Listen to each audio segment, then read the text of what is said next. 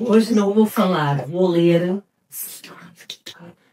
e vou ler alguma coisa que eu gosto muito, é sobre a fé. Todos nós conhecemos o capítulo 11 de Hebreus. Ele fala da fé. E só nesse capítulo Deus fala 25 vezes sobre fé.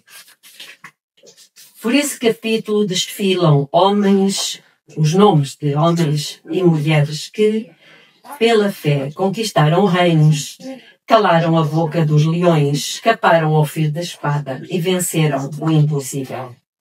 Mas existe algo que quase ninguém vê.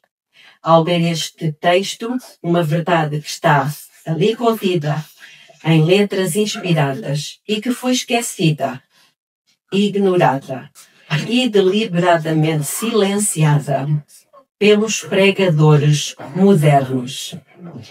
Hoje muitos usam Hebreus para justificar uma fé triunfalista, que exige resultados visíveis, bênçãos imediatas e vitórias constantes. Citam Noé, Abraão e Moisés como modelos de fé para conquistar a terra prometida dos seus sonhos pessoais. Mas se esquecem do que o próprio texto revela nos versos finais. Homens de fé que morreram sem ver o cumprimento da promessa, que andaram como peregrinos, que foram perseguidos, torturados, errantes, sem teto e que, mesmo assim, foram chamados por Deus de dignos. A fé bíblica não é um caminho para o conforto, é antes um convite para o altar. Hebreus 11 não celebra heróis de palco, mas mártires de bastidores. A verdade ignorada é esta. Os maiores homens de fé foram aqueles que morreram crendo, mesmo sem receberem nada nesta terra. E você? Aceitaria seguir um Deus assim? Nestes poucos minutos que eu tenho, vamos refletir um pouco sobre a fé que sustenta no deserto, que sobrevive sem lhe serem dadas explicações, que resiste até ao fim. A fé que agrada a Deus mesmo quando o mundo inteiro nos rejeita. Hoje, Hebreus 11, nestes poucos minutos, pode ferir os irmãos, mas também pode curar. Hebreus 11:1 diz que pela fé, ou melhor, que a fé é o firme fundamento das coisas que se esperam e a prova das que se não vêem. Isto é um escândalo. A fé verdadeira não precisa de ver para obedecer. Ela não exige explicações, não negocia com Deus. Ela crê e caminha, mesmo no escuro. A geração moderna quer sentir antes de obedecer. Quer entender antes de crer. Quer que Deus prove o seu amor com sinais, milagres, portas abertas, contas pagas, sentimentos bons.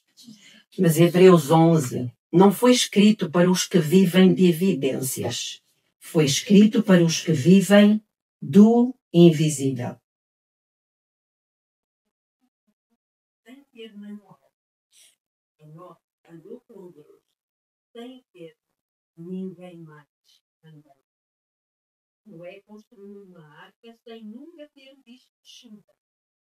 Abraão sem saber para onde. Todos eles ouviram uma hora, mas não viram o plano completo. Mesmo assim, obedeceram. Porque a fé bíblica não é um comedimento, é uma submissão. É obedecer mesmo que não faça sentido. Mas essa fé foi ignorada. Hoje, muitos creem apenas se tudo der certo, se a porta abrir, se o diagnóstico mudar, se o salário durar, se o casamento for restaurado. Mas quando nada disto acontece, a fé porque ela não era apenas expectativa. Abraão é talvez o melhor exemplo dessa fé. Ele recebeu uma descendência numerosa, mas esperou anos, esperando em Deus. Mas quando Isaac nasceu, Deus pediu um menino de volta. Abraão obedeceu. Ele sacrificou o que mais esperou. E sua fé não estava em. É isto que nos diz nós. A fé cristã atual é aquela que continua mesmo quando tudo se anda. É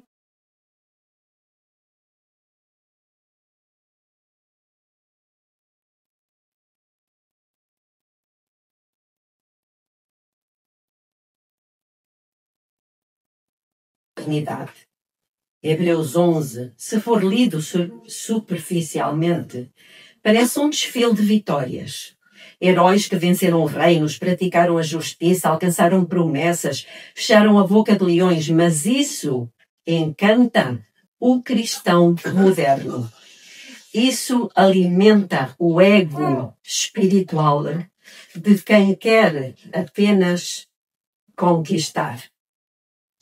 Mas se lermos com atenção, o autor repentinamente muda o tom e começa a falar dos invisíveis, dos esquecidos, dos que não tiveram palco, mas tiveram prisão, dos que não tiveram livramento, mas suportaram açoites.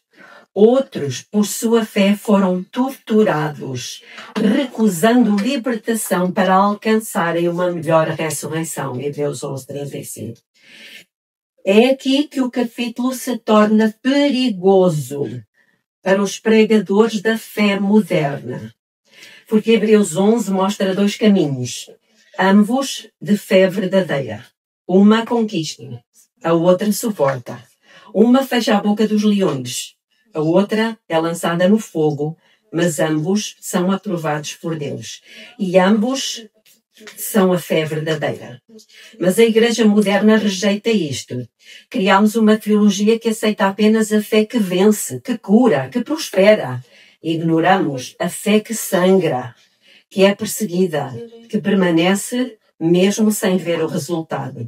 E o que dizer de Jeremias, que pregou por décadas e não teve uma única conversão? E o que dizer de Estevão, apedrejado com o rosto iluminado? E o que dizer de Jesus, que morreu rejeitado, traído, sozinho? Fé não é só vencer no campo de batalha. Fé é também permanecer de pé no campo da derrota. Pois para Deus não importa se os homens te aplaudem, importa se o céu te reconhece. Hebreus 11 não é um chamado ao êxito, é um chamado ao altar do sacrifício. E Deus não mede a fé pelo resultado que ela gera, mas pela obediência que ela mantém. A fé que suporta é mais rara, porque ela não tem recompensa visível.